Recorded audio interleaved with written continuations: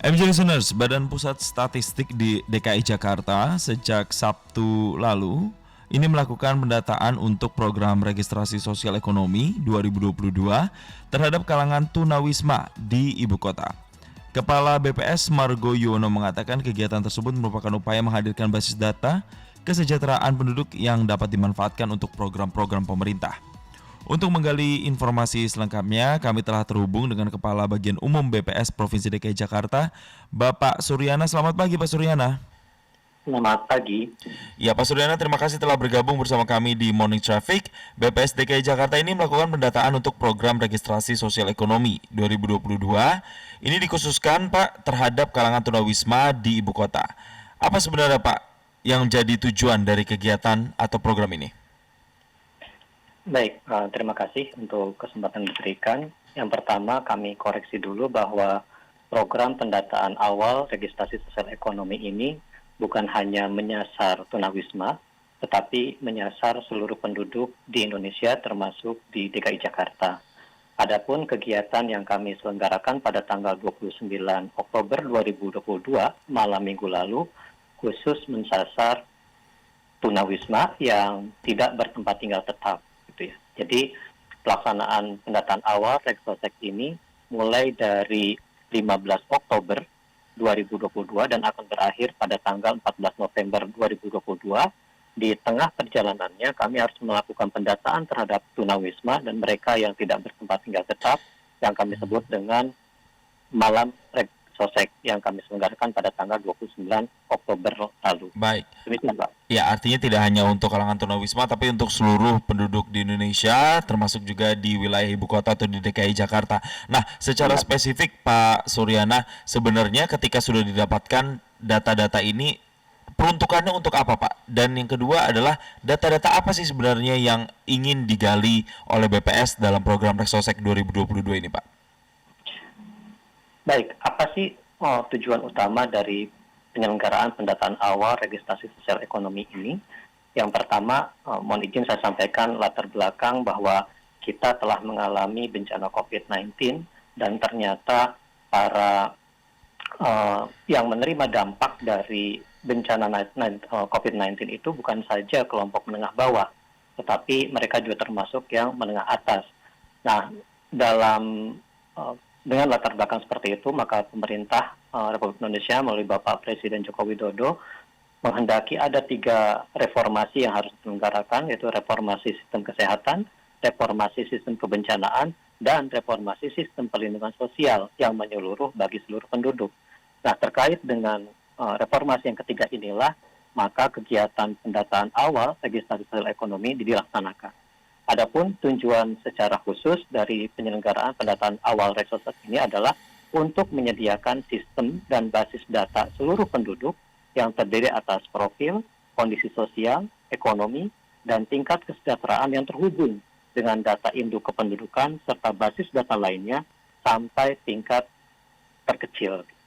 Demikian, Pak. Baik, Pak, data-data apa, Pak, yang dibutuhkan dan didata oleh BPS terkait dengan program ini, Pak? Apakah data kesehatan misalnya, kesejahteraan, atau data pekerjaan, atau apa, Pak, yang dicoba digali atau coba didapatkan dari program ini? Secara umum ada 7 kelompok informasi yang kami kumpulkan. Yang pertama, kondisi sosial ekonomi dan demografisnya. Kemudian kondisi perumahan dan sanitasi air bersih, kemudian informasi tentang kepemilikan aset, kemudian kondisi kerentanan kelompok penduduk khusus, informasi geospasial, tingkat kesejahteraan, dan informasi sosial ekonomi lainnya. Demikian. Baik, karena Sabtu lalu ini kan kemarin dilakukan pendataan khusus untuk kelompok tunawisma begitu, salah satu kelompok yang memang didata oleh BPS terkait program ini. Nah, kalau di DKI Jakarta ini sendiri, Pak, sebenarnya ada berapa total tunawisma, Pak? Pada Sabtu lalu, kami berhasil mendata sebanyak 858 tunawisma yang tersebar di 212 titik lokasi yang telah diidentifikasi sebelumnya. Nah, tentunya jumlah ini masih ada yang belum tercakup karena beberapa di antara mereka ada yang menjauhi kami karena kami apa namanya mereka takut dengan kehadiran kami, tapi yang berhasil didata pada malam minggu lalu ada sebanyak 858 tunawisma. Baik, Ya. secara teknis atau mekanismenya seperti apa sih Pak ketika tim BPS ini datang ke lapangan? Apakah memang sudah diinformasikan ke mereka sebelumnya atau langsung datang dan kemudian menginterview mereka atau seperti apa Pak? Terkait dengan malam registrasi sosial ekonomi malam minggu lalu, Ya, atau program yang memang berjalan sampai dengan batas akhirnya ini Pak? baik, kalau terkait dengan pendataan di malam registrasi sosial ekonomi yang diselenggarakan 29 Oktober lalu, kami melakukan identifikasi titik-titik mana di mana para penyandang masalah kesehatan sosial ini berada. Kemudian kami lakukan koordinasi bersama Dinas Sosial, Satuan Polisi Pamung Praja, dan Polres. Lalu kami bergerak mulai pukul 23.00 serentak di 5 kota di Jakarta Selatan, Jakarta Timur, Jakarta Pusat, Jakarta Barat, dan Jakarta Utara. Kami susuri semuanya dan setelah jam 3 pagi kami close dan kami membuat laporan seperti itu Pak untuk mekanisme pendataan tunawisma. Ya. Mengapa mereka harus didata? Karena mereka adalah kelompok beruntung yang mempunyai hak yang sama dengan para keluarga yang memiliki tempat tinggal untuk mendapatkan pelindungan sosial dari pemerintah. Baik. Ya. Ketika melakukan pendataan di malam kemarin, Pak, apa kendala yang ditemukan oleh teman-teman di lapangan dan kenapa harus malam hari dilakukan pendataannya, Pak? Baik, yang pertama mengapa harus malam hari? Karena mereka adalah kelompok penduduk yang tidak punya tempat tinggal tetap. Jadi kalau mereka punya tempat tinggal tetap, walaupun tidak permanen, kami akan mendatanya di siang hari karena sudah pasti keberadaannya. Nah, khusus bagi mereka yang tidak mempunyai tempat tinggal tetap, kami melakukan pendekatan melalui di mana mereka biasanya beristirahat atau tidur. Nah, karena mereka akan beristirahat biasanya setelah aktivitas entah mencari sisa-sisa sampah dan lain sebagainya, dan mereka akan berada di satu tempat untuk menetap, untuk tidur. Nah, di sanalah kami datangi target-target untuk pendataan tunawisma ini. Baik. Untuk program ini sendiri, Pak, pendataan Reksosek 2022 ini akan dilakukan dari kapan sampai dengan kapan, Pak? Ya, tadi sudah disampaikan bahwa program pendataan awal registrasi sosial ekonomi tahun 2022 ini telah berlangsung sejak 15 Oktober dan akan berakhir pada 14 November 2022. Itu di tahun 2022. Nanti dilanjutkan dengan pengolahannya. Sebagian besar diolah di tahun 2022 untuk percepatan sebagian lokasi dan sisanya akan dilanjutkan di tahun 2023. Setelah data diolah, kemudian kami akan menyelenggarakan forum komunikasi publik di mana penentuan tingkat kesejahteraan akan melibatkan para pemangku kepentingan sampai ke level ketua RT.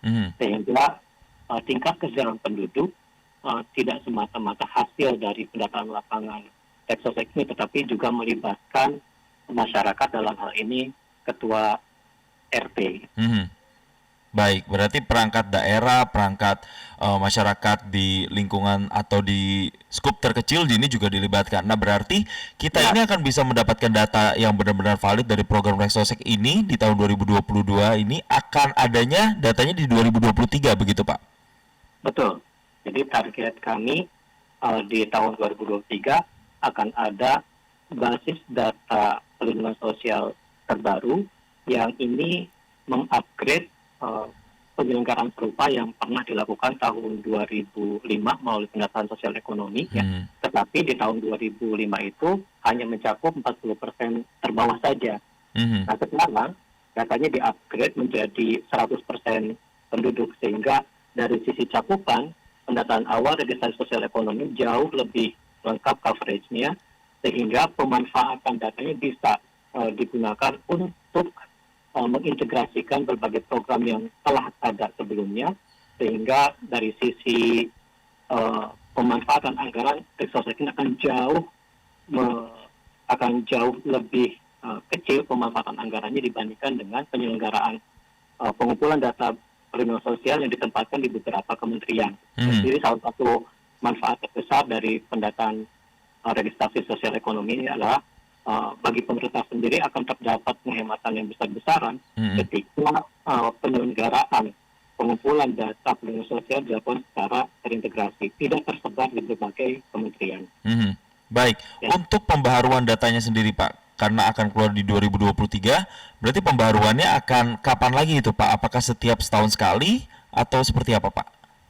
Nah, salah satu kelebihan dari pendataan awal registrasi sosial ekonomi ini, Badan Pusat Statistik juga mengembangkan tata kelola pengelolaan atau pemutakhiran datanya, sehingga kami menetapkan standar data dan proses pemutakhirannya akan dilakukan oleh para eh, pengguna data nantinya, sehingga eh, proses pemutakhiran data perlindungan sosialnya akan terstandar seperti itu, Pak. Mhm. Baik, Ya. mungkin yang saat ini sedang mendengarkan program Morning Traffic ini juga bertanya-tanya ketika nanti mereka ditanyai oleh petugas BPS, sebenarnya data-data yang mereka dimintai ini nantinya akan digunakan oleh pihak-pihak mana saja Pak? Boleh secara spesifik dijelaskan Pak? Ya, pemanfaatan data dari hasil registrasi sosial ekonomi ini bisa dimanfaatkan oleh berbagai kementerian, misalkan Kementerian Sosial dalam selama ini menggunakan data terpadu kesehatan sosial yang jumlahnya hanya 40%, bisa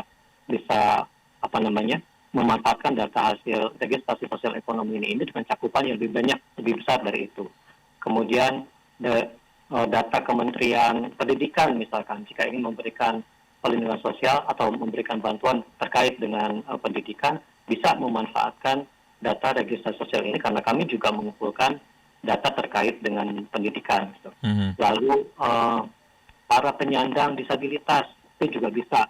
Jadi Kementerian Sosial juga bisa memanfaatkan data hasil registrasi sosial ekonomi ini untuk para penyandang disabilitas, karena kami juga mengumpulkan informasi terkait penyandang disabilitas dalam kegiatan pendataan awal registrasi tahun 2022 ini. Jadi intinya berbagai kementerian yang akan menggunakan data untuk penanggulangan entah kemiskinan, entah terkait dengan perlindungan sosial bisa memanfaatkan hasil data registrasi sosial ekonomi ini.